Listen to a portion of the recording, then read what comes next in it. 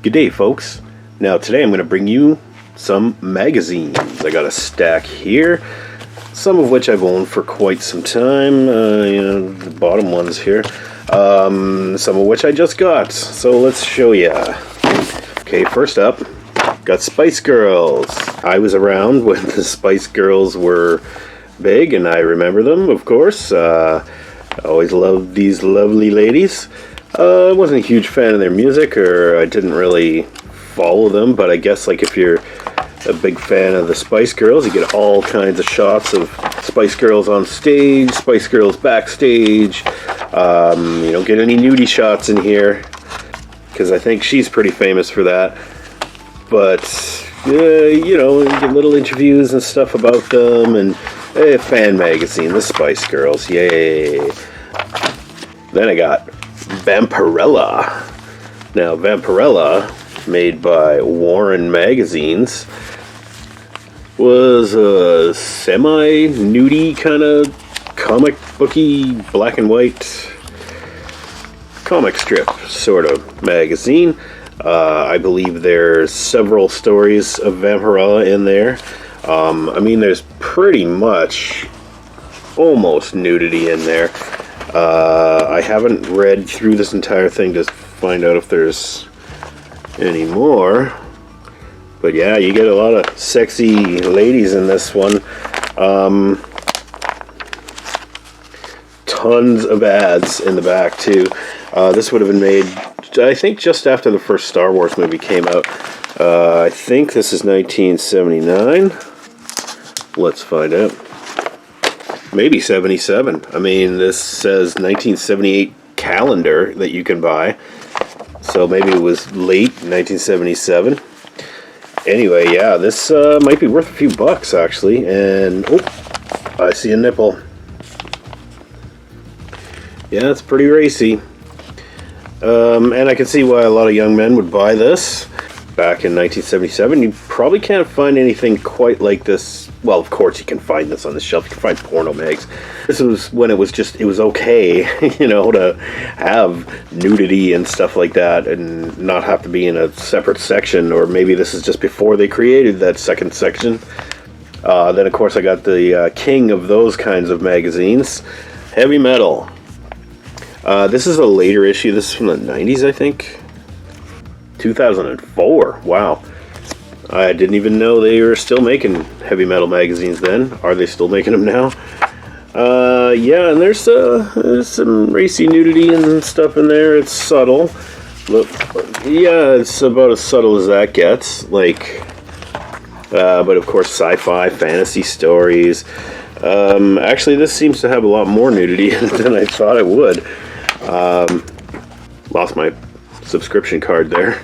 Now I'll never be able to subscribe to heavy metal. Yeah, I don't know. Heavy metal's always been a cool anthology. Several different stories, different authors, sci-fi stories, fantasy, noir. I don't know, anything where they can find an excuse to draw naked or semi-naked ladies. Yeah, heavy metal. And then I got this last year.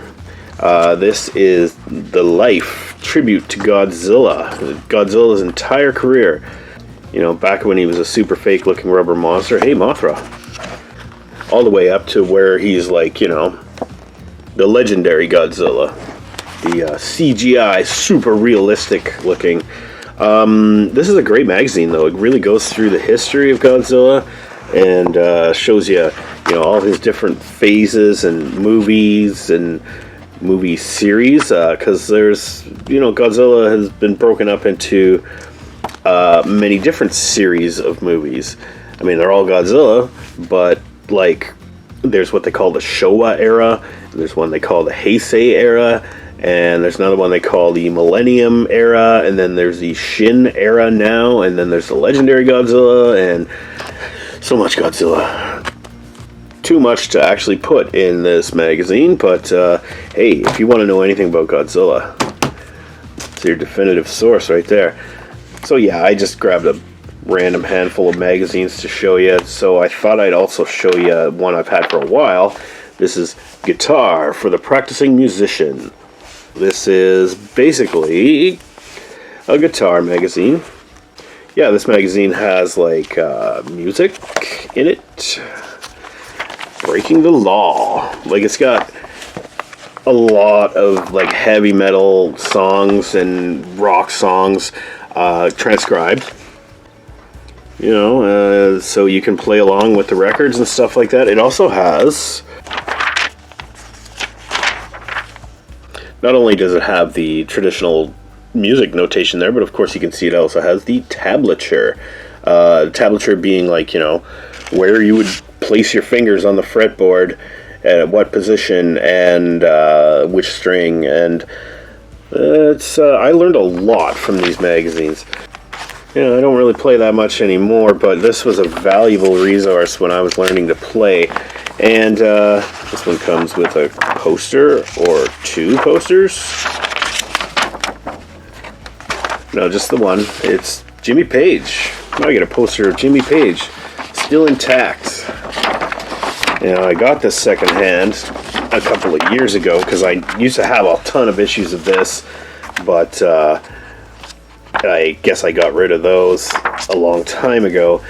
And in the last like 10 years or so, I've just been buying up ones that I used to have. So I'm pretty sure I used to have this exact issue, but now this is a new copy of it, new to me. And because I think I remember having that Jimmy Page poster on my wall before.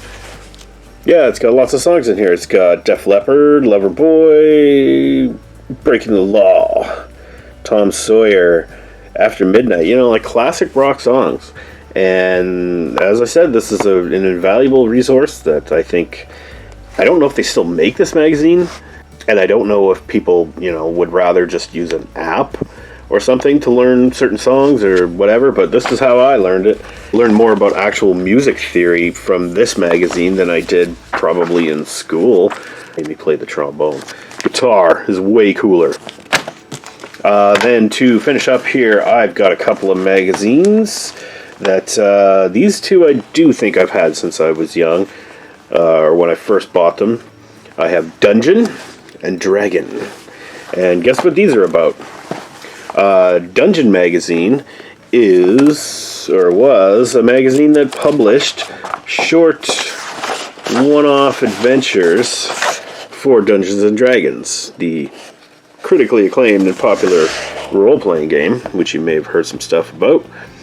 It's got your little map, and it details the location in here of where this adventure takes place. It's got all the stats for your enemies, and it's got the scenarios to set them up and give you an adventure. See, that was only like 4 pages. This is another one. This is a separate one. And each issue of this magazine, sometimes they'll feature slightly longer ones, but each issue of this usually has about 5 or 6, sometimes more adventures. Lots of stats, lots of new monsters, new treasures, new places to go.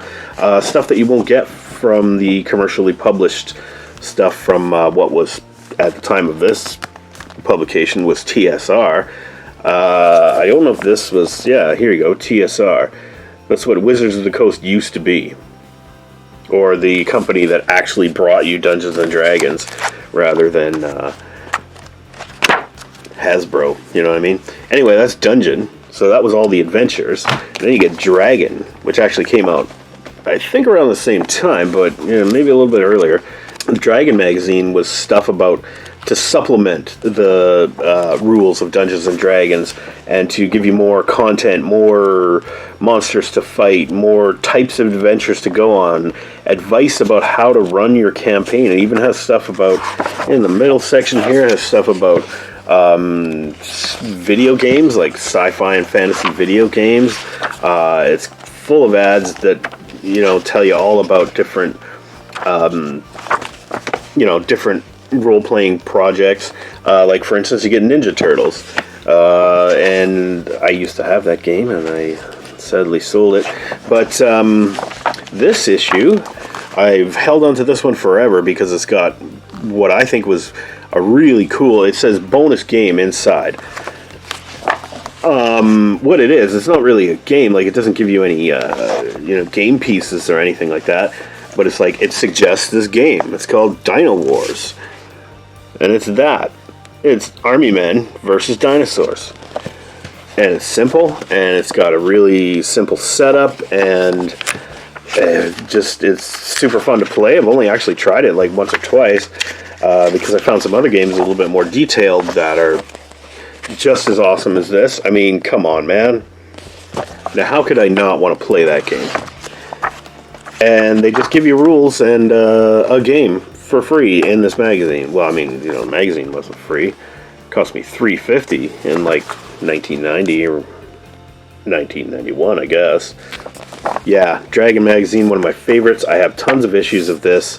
I only have a handful of Dungeon, but I treasure these.